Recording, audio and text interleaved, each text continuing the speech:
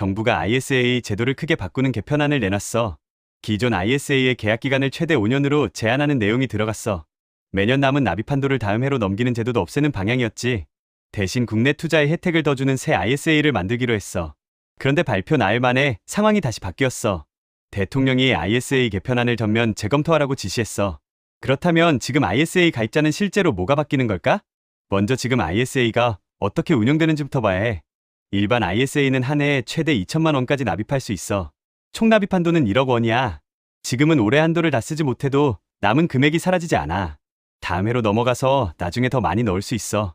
계약 기간도 최소 의무 기간을 채운 뒤 연장할 수 있어. 그래서 장기간 한 계좌를 유지하는 투자자도 많았지. 이번 정부안에서 바꾸려던 핵심은 크게 세 가지야. 첫째는 계약 기간이야. 정부안은 기존 ISA의 계약 기간을 최대 5년으로 제한하는 내용이었어. 기존처럼 장기간 계속 연장하는 방식에 제한을 두겠다는 거지. 장기간 ISA를 활용하던 투자자에게는 운용 방식이 달라질 수 있어. 만기가 오면 계좌를 다시 구성해야 할 가능성이 생기기 때문이야. 둘째는 납입 한도 2월이야. 지금은 연간 2천만 원을 다 넣지 않아도 남은 한도가 넘어가. 예를 들어 올해 500만 원만 넣었다면 남은 한도를 다음 해에 쓸 수 있어. 개편안은 이 2월 제도를 없애는 방향이었어. 매년 사용하지 않은 한도는 다음 해에 활용하지 못하게 되는 거야. 총 납입 한도 자체보다 돈을 넣는 시기에 유연성이 줄어드는 변화야. 소득이 일정하지 않은 가입자일수록 영향이 커질 수 있지. 셋째는 생산적 금융 ISA를 새로 만드는 거야. 이 계좌는 국내 투자에 더 큰 세제 혜택을 주는 방향으로 설계됐어. 납입 한도와 운용 기간도 기존 ISA보다 크게 늘리는 방안이 담겼지. 대신 투자 대상은 국내 생산적 자산 중심으로 제한하는 구조야. 즉 혜택을 더 주는 대신 국내 자본시장으로 돈을 유도하는 방식이야. 여기서 투자자 반발이 나온 이유가 있어. 새로운 ISA의 혜택을 늘리는 것과 별개로 기존 ISA의 편의성은 오히려 줄어든다는 지적이 나온 거야.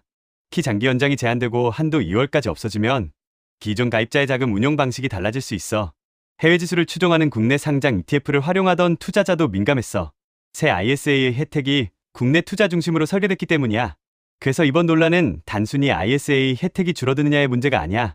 어떤 투자에 세제 혜택을 더 줄 것인지가 핵심이 된 거야. 그런데 여기서 가장 중요한 점이 있어.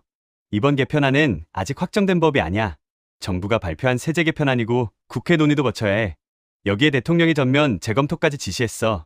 5년 제한과 납입 한도 2월 폐지도 다시 검토 대상이 된 거야.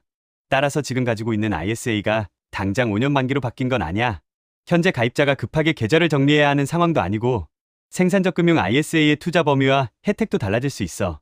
정부가 재검토한 뒤 세부안이 다시 정리돼야 정확한 기준이 나와. 결국 지금 ISA 가입자가 알아야 할 건 하나야. ISA가 이미 바뀐 게 아니라 정부가 바꾸려던 안이 나온 상태였고 투자자 반발 뒤 그 개편안 자체가 다시 검토되고 있어. 그래서 현재 확정된 변화보다 앞으로 어떤 내용이 살아남고 어떤 내용이 빠지는지가 핵심이야. 오늘의 돈의 시그널은 여기까지야. 다음 신호에서 다시 만나.